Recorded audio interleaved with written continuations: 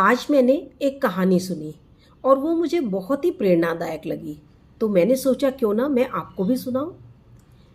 तो कहानी ये है कि एक गांव में एक साधु रहता था जो बड़ा ही मस्त होकर नृत्य करता अपनी मस्ती में। और जब भी वह नृत्य करता तो कुछ देर के बाद गांव में बारिश होने लगती। गांव वालों को धीरे धीरे उसकी इस खूबी का, उसकी इस आदत का पता चला कि वह इतना मस्त होकर नृत्य करता है और बारिश हो जाती है। तो सभी उसे देखने के लिए आने लगे। एक बार उसी गांव में शहर से 4 नवयुवक आए। जब उन्हें इस बात का पता चला तो उन्हें बड़ी हंसी आई, बड़ा आश्चर्य हुआ कि यह कैसे हो सकता है।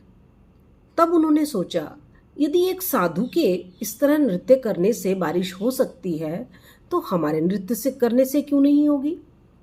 अतः उन्होंने बारी बारी से नृत्य करना आरंभ कर दिया। अब एक युवक आधे घंटे के बाद ही थक गया, दूसरा 1 घंटे के बाद थक कर बैठ गया और इसी तरह बाकी भी कुछ देर नृत्य करने के बाद थक गए और बैठ गए। लेकिन इसके बाद उन्होंने साधु से प्रार्थना की कि अब आप नृत्य करें, शायद आपके नृत्य करने से वर्षा हो जाए। और ऐसा ही हुआ। जब साधु ने नृत्य करना आरंभ किया तो 2-2.5 घंटे तक साधु नृत्य करता रहा। लेकिन उसके बाद अचानक आसमान में बादल छाने लगे और मूसलाधार बारिश हुई। अब उन नौजवानों को बड़ा आश्चर्य हुआ। अतः उन्होंने साधु से क्षमा मांगी और उससे इसका रहस्य जानने की प्रार्थना की। साधु ने कहा, जब मैं नृत्य करता हूँ तो बस मेरे मन में 2 ही विचार चलते हैं। पहला यह है कि मैं नृत्य कर रहा हूँ तो वर्षा को तो होना ही होगा, अतः वर्षा अवश्य होगी। और दूसरा ये कि जब तक वर्षा ना हो जाए मैं बस लगातार नृत्य करता ही रहूँगा, करता ही रहूँगा।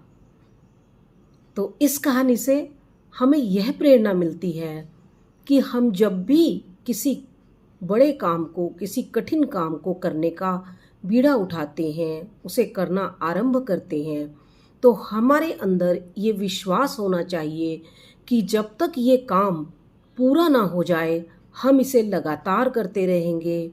और यदि हम इतनी मेहनत कर ही रहे हैं तो इस काम को तो पूरा होना ही होगा। मैं उम्मीद करती हूँ आपको आज की ये कहानी अच्छी लगी होगी।